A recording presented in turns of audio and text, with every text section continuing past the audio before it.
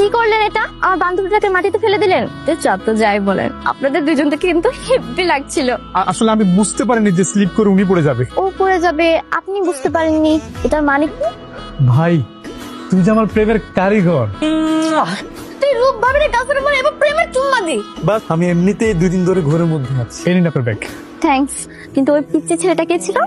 কোন পিচ্চি ছেলেটা? যে আমার ব্যাগ নিয়ে যাচ্ছিল। আর ও তো চিন্তাইকারী। কিন্তু আমার তো মনে হচ্ছিল ওটা আপনার ছোট ভাই। এই মানে অনেক হয়েছে, এখন হাতটা ছাড়েন। রোজ যে আপনারা দুই ভাই আমার পিছনে পিছনে ঘোরেন, আমার সাথে কথা বলার জন্য নানান তাল বাহানা করেন, কি ভেবেছেন আমি কিছু বুঝি না? আপনাকে আমি 10 সেকেন্ড সময় দিচ্ছি, এর মধ্যে আপনি যদি আমাকে আই লাভ ইউ বলতে পারেন তাহলে আমি আপনার, আর যদি না বলতে পারেন তাহলে আমি অন্য কাউকে একসেপ্ট করে নেব। I love you, I love you, I love you so much. আগামীকালকে তো ভ্যালেন্টাইন্স ডে। চলো না কালকে দিনটা আমরা স্পেশাল করি, একটা রেস্টুরেন্টে বসি। এ কি মাত্র 400 টাকা? এই 400 টাকায় কিছু হবে? তুমি 3000 টাকা দাও। 3000 টাকা তোকে দেব না। ভাবির সাথে দেখা করতে যাচ্ছি এত ভোরে? দিনের বেলা দেখা করা প্রেম করা রিচ বুঝছিস, কখন জানি তোর বাবা দেখে ফেলে।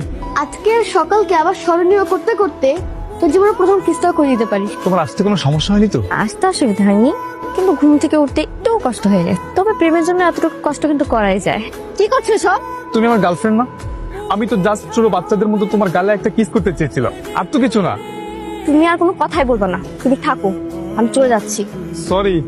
তবে আমি যতটুকু জানি তুমি কিন্তু স্টুডেন্ট হিসেবে অনেক ভালো, আর আমার এটুকু বিশ্বাস আছে যে তুমি খুব ভালো একটা ইউনিতে চান্স পাবা।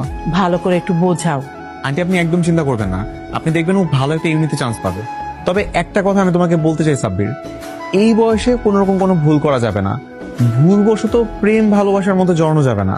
এই স্টুডেন্ট লাইফে যদি কোনোভাবে কোনো মেয়ের পাল্লায় পড়ো তাহলে কিন্তু সব শেষ।